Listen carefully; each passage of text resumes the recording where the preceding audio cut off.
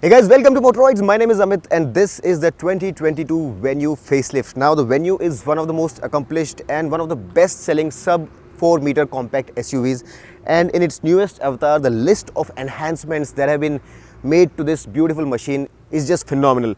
So I'm going to start this review listing down every single feature on the outside, inside and tech related that has changed with this car. But before that, let's have a quick understanding of how big or small this car is vis-a-vis the other products in this segment. So if you compare it with its immediate rival, which is the Sonet, this car has the exact same wheelbase and its length is also the same. The Sonet is slightly wider and taller though. Now if you compare it with the Nexon, it's actually wider than the Nexon and its length is also 2 mm longer. Both have the same wheelbase, but the Nexon is slightly taller. So in terms of size, this matches the segment very well. Now let's quickly get on to the changes that have been made to this car, and while I'm at it, I'll also let you know some of the features that have been missed. So the first change is this parametric grille with this dark chrome element, and all these blocks here give it a very nice muscular look, and they get extended into the design of the blinkers as well. So these two blocks mimic the styling of these blocks, and the blinker here is a bulb. These LED projector lamps are also new and are a new inclusion. Talking further about the changes, the bumper has changed now, and earlier it was all body colored. Now you have this slit here which makes it look even nicer. The styling for the front skid plate has changed and it looks even more sportier than before. What could have been introduced here is front parking sensors and a 360-degree camera, but that's not much of a worry because the other cars in the segment also don't have those features. Now coming towards the side, there are a lot of changes, and this wheel design that you see here is all new. 16-inch wheels, machine cut on the top of the line variant. The next best variant gets two-tone alloys, 16-inch again, but not machine cut, remember that, and the lower variants will get 15 inches. The ORVM design here is new, and this blinker is also new. These ORVMs are also auto folding now, they were not before. You also get a new puddle lamp here, that's again a new feature. The roof rail design is bridge type now, it's a new design, so that again is a change. There's a shark fin antenna. If you're wondering about the ground clearance, it's about 200 mm. We don't have the exact number, but it's somewhere between 195 and 200 mm. You gotta love these chrome door handles, which are available only on the top variant and are keyless entry enabled. This color that you see here, the red, is the only one with a two-tone option, and it looks smashing with this black roof. You also gotta love this striping that you have on the side cladding. Also do note these red highlights on the side claddings over the arches, and that would take us to the rear of the car, where again there are some new changes. First and foremost, the car now gets an LED connecting light, which really adds to the width of the car and its premium appeal. It looks a lot better than how it looked before. Apart from that, the rear tail lamp cluster is also new, and it gets these pixel kind of LED lights which look really nice, and to me somewhat look like the Ioniq 5. This pixel kind of design is getting very popular with the Hyundai Kia duo, and I really like what Hyundai have done here with the tail lamps. Now while the tail lamp cluster is LED, the blinkers are bulbs, and the reverse light also is a bulb. These are the reverse lights, these are only the reflectors, which again brings me to another change, which is the bumper design at the rear. So just like the front, you have this black element in the middle, and unlike before, it's not all body colored. Another interesting aspect that you do well to notice is that if you look at this vertical panel here, this connecting line, and again this vertical panel here, it makes an H, and it's all surrounded in piano black, which looks very nice. Overall, the car looks a lot better than before, and I really think that Hyundai have done a fantastic job. You also have this new design for the rear skid plate. There's a rear view camera sitting here, high mount stop lamp. These are bulbs, by the way, not LEDs, and you have this little spoiler as well. So all in all, although it's a facelift, Hyundai have brought about a lot of exterior changes to the car and looks a lot more premium than before. Now before we get inside, let's have a look at the boot space as well, and if you want to open the boot, you can use the key and this button here. If you hold it, the boot will be released, and once you open the boot, you will see that the space here is 350 liters, which is more than enough for a small family to go for a weekend's holiday. You have an illumination point here. Now while the boot here is 350 liters, you can easily extend it by dropping the seats like so. And the added benefit here is that the seats are 60-40 split. So if you have only 3 people traveling, you can actually extend the boot by a lot of margin. Now the spare that you get here is not a full-sized one, it's a 15-incher 195 section rubber, but the tire that you have on the car is 215 section with 16 inches, so you get a smaller spare. Now before we get inside, you'd also do well to see this button here, and this function of remotely starting the car in the DCT variant is something that again is new, and that again is a new feature. So if you want to get inside the car, you don't have to take the key out of your pocket, and you just have to press this button, and as you see here, the ORVMs will fold out automatically, which again, as I mentioned, is a new feature. Inside the cabin, there is a whole bunch of new features, and the first one of those is this. The driver's seat is now 4-way powered, so these buttons are for fore and aft movement, and this one is for the recline function. This feature is not available on the passenger side though. The next change is this new instrument console, and it's fully digital as opposed to the previous instrument console, and it is more legible. Although you don't have the needle for a tacho, you'll get the tacho readings in the form of these digits. Also in the DCT variant, you have 3 modes to choose from: Eco, Sport and Normal, and as you change those modes, the color of the instrument console also changes. Sport turns it into red, Normal is what you see here right now, and if you go to Eco, it will turn into a lighter shade of turquoise. The next change that has been introduced to the cabin is the introduction of ambient lighting, which was not there, and now a cool shade of blue will light up certain parts of the cabin in the night. As I mentioned before, now this car also gets drive mode selects, but since this is an IMT, it doesn't have that. Only the DCT gets the drive modes, and you have 3 modes to choose from: Eco, Sport and Normal. You have a knob, and you can choose the modes by turning the knob. Now this car also gets these Type-C USB sockets, 1 up front and 2 at the rear, and apart from that, you also have this 12-volt power socket and a normal USB power socket. Obviously the wireless charging setup is right there, and some other very useful compartments like this one for key, 2 cup holders, this armrest with some space to spare, and some very generous door panels are there to hold your bottles and some other stuff you have. This recess here is also a very nice place to hold articles like sunglasses holders, wallets and cell phones. The glove box here is also reasonably sized and has cooling function as well.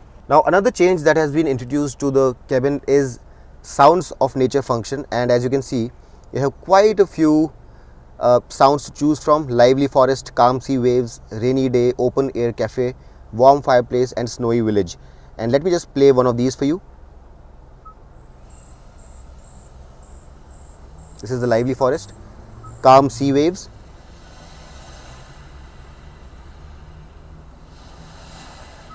rainy day, open air cafe, warm fireplace and snowy village. So do let me know which one you like the best, and let's move on to the next set of changes. Another big and very important change in today's polluted times is the introduction of an air purifier, and as you can see here, it shows you the AQI index, and the button to control that is right here, and by pressing it you can change the mode. So you can move from normal to auto to turbo mode, and pressing it once more will turn it off. Now in addition to all of those changes, the infotainment system here is also more advanced, and the interface, the UI has changed. It's much more slicker. Apart from that, this infotainment system will now get OTA updates, which means that for the maps and other updates, you don't have to do anything, and the updates will be released automatically and be received and updated automatically through the eSIM. Now, a big problem with voice commands many times is that when you give a voice command, it goes to the server and takes a lot of time. Sometimes it does not work. So Hyundai have embedded 65 of this car's fantastic commands into the system itself, so it doesn't have to contact the server, and the response time is much faster. So there are over 90 commands that you can give this car's infotainment system, and out of that 65 are now embedded. Apart from the weather or sports updates and things basically which require Houndify, everything that has to do with the car is now embedded, and the response is super slick. All the commands can be seen here, and you can teach yourself as to how to use these commands. For example, if I want to open the sunroof, open the sunroof. Opening the sunroof. As you can see, the response to the command is very quick, and if you compare it with some other cars like say the MG Hector, it takes a lot of time for the car to process the command, but now since the commands are embedded, it happens in an instant and it works more effectively. Now I'm going to give you a complete demo of all of these commands, but that would be for a different video. But do watch that video if you want to understand how it works. Now another new feature with this infotainment system is that now it supports 10 regional languages like Tamil, Punjabi, etc.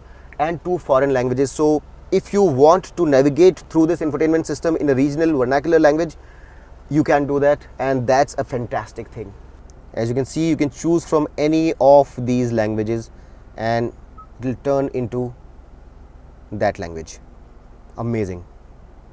The next change also has to do with the infotainment system, and now it gets over 60 connected car features, which makes it the highest in this segment or beyond, and this by far is the most feature rich connected infotainment system you have anywhere in this segment. A great feature with this system is that it gets inbuilt navigation, which is great. So even if you don't have connection, you can really use the maps on this car, and I really believe that's fantastic. And you can also give voice commands to go to wherever you have to go to, so you don't really have to fiddle around with the navigation as well. Apart from that, on the DCT variant, the dual clutch transmission is 2nd gen and it has been improved for efficiency and response, and it's better than the DCT that you have on the previous Venue. Another significant change that has been made to this car is the introduction of home to car function, and now using your Google Assistant or Alexa, you can give commands to the car and turn the engine on and maybe turn on the AC so that the car is chilled. So that is a fantastic functionality, and you can connect BlueLink with your Alexa and Google Assistant, and I'm going to give you a demo of how it works in another video, so do watch that video. But that is a fantastic and first in segment feature that has been introduced on the Hyundai Venue. Now another thing that you need to be aware of is that while this system is Android Auto and Apple CarPlay compatible, on the higher end variants, that's this one, you will not get wireless connectivity for Android Auto and Apple CarPlay. I know that it sounds a little weird, but on the lower variants, while the screen size is the same, it's not the HD unit, and on those units you have Android Auto and Apple CarPlay available as a wireless feature. So be wary of that. Let's have a look at the reverse camera also. It comes with guidelines and it's par for course, although the resolution could probably have been a little bit better. Now before I go to the back seat and talk about more changes, let me also appreciate this interior a little bit. And as you can see, the AC is automatic and these are the controls. So this is not a dial, this is just a display, and you can control the flow from here and you can control the temperature from here. Apart from that, the front and rear defoggers are here, and you can change the mode of the airflow from here and turn the AC off from here. You have the wireless charger space here, and the upholstery for the seat has changed now. It's a mix of leatherette and fabric. You have leatherette on the gear knob as well as the steering as well. The steering is only tilt adjustable, it's not telescopic. I really believe that that feature could probably have been introduced. Headlamps are automatic, the wipers are not. You have the sunroof, as I mentioned, you have a separate button for the sunroof as well, and you can use this button for a one-touch operation. The IRVM is dimming but manual. On the driver's side, you don't have a vanity mirror, although you have a toll ticket holder, and on the passenger side you do have a big vanity mirror, and the illumination can be used from here. The interior of the car also has changed in the sense that it now gets this black and greyish kind of an interior, and it looks very nice and classy, unlike the all black interior the previous car had. The Archimedes audio system that you had earlier has been replaced by a better unit now, and the audio quality here is fantastic. I played it on full blast today, and according to me it's a very good audio system. Not audiophile level, but it is indeed a very good audio system. And in terms of the clarity of the sound, the top volume is 75, and as long as you are below 65 you'll be able to listen to crystal clear audio, but beyond that there is a little bit of distortion. There is ample space, as I mentioned. The seats are very well bolstered and the thigh support is also good. The seat belts could probably have been height adjustable. If you're really talking about features, the only omission that I see here in terms of feature set is maybe ventilated seats, which the Sonet has. But apart from that, this car now leads this segment in terms of its set of features, and especially the connected tech and the infotainment related features here are absolutely amazing. All the buttons are very beautifully laid out. They are very easy to understand, very easily accessible and very legible. The steering mounted controls are also very good, and for the DCT you will also get paddle shifters. You don't have them here, but for the DCT you have paddle shifters. So a very feature rich and very beautifully laid out cabin. Wireless charging is very important, and Hyundai have provided it, so nothing really to complain. And I really believe that Hyundai have loaded up the interior of the Venue with features that really matter to the Indian consumer. Let's go to the back seat now and see how much space we have there and what are the changes that have been introduced. Now, before I get inside and tell you about how the space is, let me talk about the changes that have been made first. And the first and the most important change is that this car now gets a 2-step reclining back seat, which makes it the first car in its segment with that feature, and it would really improve your comfort over long journeys with this feature. Also, to enhance the comfort of the back seat passengers, they have scooped out the back of the front seat, and that has released a lot of knee room. The thigh support here has been enhanced, so the seat squab that you see here is now longer, which means that you have better thigh support. So all in all, reclining seat back, scooped out front seat and more thigh support means that this seat is a lot more comfortable than how it used to be, and that really is a huge change if you really ask me, because the back seat of a sub 4 compact SUV is something which is not the most spacious, but they have really released additional comfort and space with the new Venue, and that really is something which car buyers in this segment, especially with families, should really celebrate, because that really makes it a very comfortable car. Now, apart from that, you get an armrest with 2 cup holders. You get adjustable headrests on either ends. You don't have a middle headrest. Isofix child seat mounts are there. You have 2 USB Type-C sockets here, which is fantastic. You have AC vents with flow control. I showed you the air purifier before. You have a light for the rear passengers as well, which is great. Now you also have this little slot here, if you see, for the seat belt to go in and not get thrown around. Ample headroom, and there is ample shoulder room for 2 people to sit in comfort. Armrest really helps, and since this is a flat bench for the third passenger, you can use it with a third passenger on for short journeys, although the width is not enough and you will be rubbing your shoulders. So it can seat 2 in comfort, 3 only for short journeys. All in all, with all these changes, the Venue has become one of the most comfortable cars in the sub 4 meter compact SUV segment, and if you are buying a car to be driven in the back seat, this is one of the better cars to be in the back seat of. In terms of colors, the new Venue is available in 7 colors: Typhoon Silver, Titan Grey, Denim Blue, Fiery Red, Polar White and Phantom Black, and the 7th color is the Fiery Red itself with this 2-tone treatment, and this is the only color we'll get the 2-tone treatment. All the other colors are solid. Now guys, since I'm driving this car, I need to tell you this, that this car has been around for a very long time, and we have driven it in various different engine options, transmission options, and it has proven itself over the years. And with this update, except for the betterment that has happened with DCT, no other changes have been made. Like the engine is the same, most of the transmissions are the same, the suspension is the same, so all of that remains exactly the same. So in terms of the powertrain, the suspension and the steering, it's still the same old reliable and very beautifully sorted Venue setup that you are so used to. And if I really have to tell you the difference between this and the Sonet, I think this is a more well-rounded package, because the Sonet has a slightly stiffer ride, which is not to my taste personally.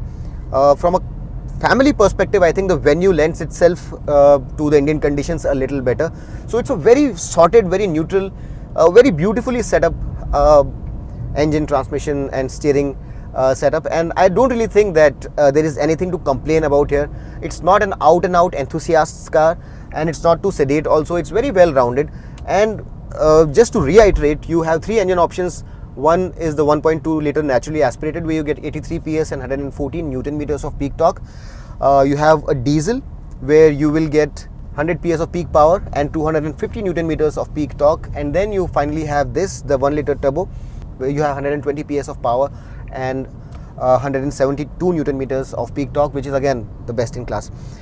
Here you have this IMT, which is a clutchless manual transmission, and it's damn easy to operate. Even if you by mistake dial in a wrong gear, it'll just make a beep and you just have to change the gear and you're good to go. So this is a fantastic replacement for automatic because it does away with the annoying clutch action and takes care of why you need an automatic with as simple a process as possible without you having to pay the hefty amount you have to for an automatic. This is only 10,000 rupees extra over a manual, so it's fantastic. Trust me, if you're driving in stop-start conditions, this is amazing. Or you can go with the DCT. Now for this you have 18 kmpl of certified fuel efficiency, and I can tell you that within the city it will give you 12-13 kmpl easily, and on the highway with a light right foot you will get 18 kmpl. So it's a fantastic fuel efficient setup.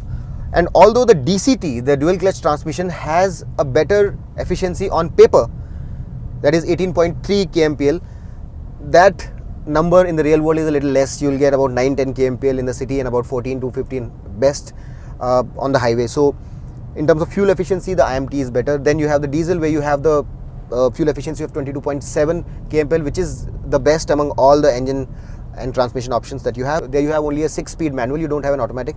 And then you have the naturally aspirated, where you have a 5-speed manual, you don't have an automatic there either.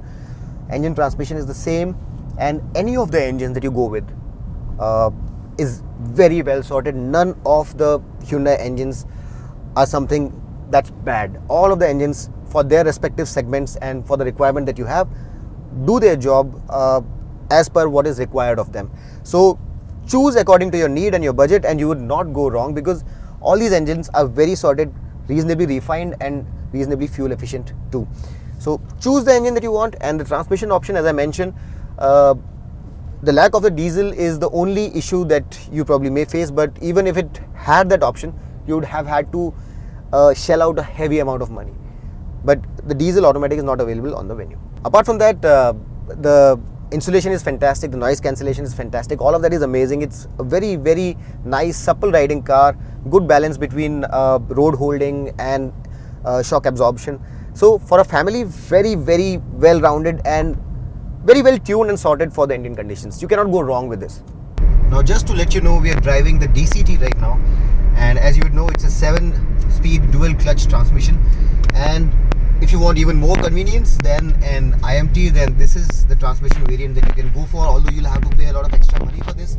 So you should be ready for that. So the disadvantages are twofold. A, you'll have to pay the extra money, and B, the fuel efficiency here is less, and it's not a very small difference, it's a reasonable difference. So you have to be prepared for that. Now the advantages come in the fact that you get even more convenience. You don't even have to shift gears with your hand, forget the clutch, and you get driving modes. And using this dial here, you can move from normal, eco to sport mode, and the difference is very perceptible. Eco is good for stop-start traffic, normal is the best of both worlds, and sport definitely makes you feel like you are moving forward with a lot more sprightliness. So all of this works very, very beautifully. The DCT is very seamless, the shifts are very smooth, and even the manual shifts are very, very quick. And since this is the second generation or a slightly more improved version, you can definitely feel that the electricity of the transmission to your throttle inputs is better. It feels smoother, the response is quicker, although the fuel efficiency to me looks the same. So it's a fantastic system to go for if you can spare the extra money. However, the IMT also does a fantastic job of providing you the convenience. If you're in stop-start traffic, the IMT also works fantastically well. So if you don't have the extra money to spare, you care about the fuel efficiency, and that acceleration is not something that you're looking for, you can go with the IMT. The DCT also feel a little bit more sprightly, more lively to drive. So if you're someone who likes driving himself, I would recommend the DCT over the IMT. For all practical purposes though, the IMT is better. There is really hardly anything that the new 2022 Venue misses out on, and there always are wish lists. And talking of wish lists, maybe this car also could have had ventilated seats or things like rear disc brakes, but every single thing costs money, And in that sense, the Venue really represents great value for money, because it's a very balanced car. It's very comfortable, it's feature rich, looks nice, is backed by Hyundai's great sales and service network. And if you really compare it with the rivals that it has in the segment, like the Sonet and the Nexon and the Brezza doesn't come with a diesel option.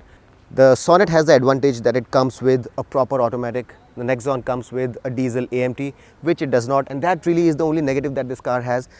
If you want a diesel automatic, that is not available, but on every other count, I really think that the new Venue aces its rivals in terms of drivetrains, powertrains, performance, in terms of the comfort, the features. It really is a very well loaded car. Now, in terms of the price, the Venue retails from 7.5 lakh rupees to 12.7 lakh rupees. That's the lowest variant to the highest variant. Now, if you look at the prices of the Sonet, while the base variant on the Sonet starts lower, the features on the base variant here are much more. So you have to consider that. And the top end variant of the Sonet is about 15,000 rupees more for the diesel manual. So the Sonet actually turns out to be more expensive. The Nexon, on the other hand, starts with 7.55 lakh rupees for the base variant, and its top of the line manual diesel is actually even more expensive than the Sonet at 13.25 lakh rupees for the manual diesel. So that's quite a huge price, and I would really believe that the Koreans here are more refined and slightly better in terms of reliability as well. You can also go with the Brezza, but the new version of the Brezza is coming, and we really don't recommend buying the old Brezza right now, and we can tell you how good the new car is only after driving it. So as you saw, the Venue is loaded to the gills with features and is probably the most balanced car in terms of the features, the drive lines, and in terms of value as well. If you're going to be buying a car in the sub 4 meter segment, there is hardly any other car that can match this one here, and you cannot make your buying decision without having test driven this one. So do test drive this car before you make your buying decision. I really hope that I was able to give you all the answers to all the questions that you had about the new Venue. Still, if you have any questions, put them down in the comment section. If you like our high quality, long format content, do subscribe to our channel, share our video with your friends on Facebook, on WhatsApp, and do let them know about us. Until next time then, this is Amit Chhangani signing off. Rev hard, rev free, and drive safe.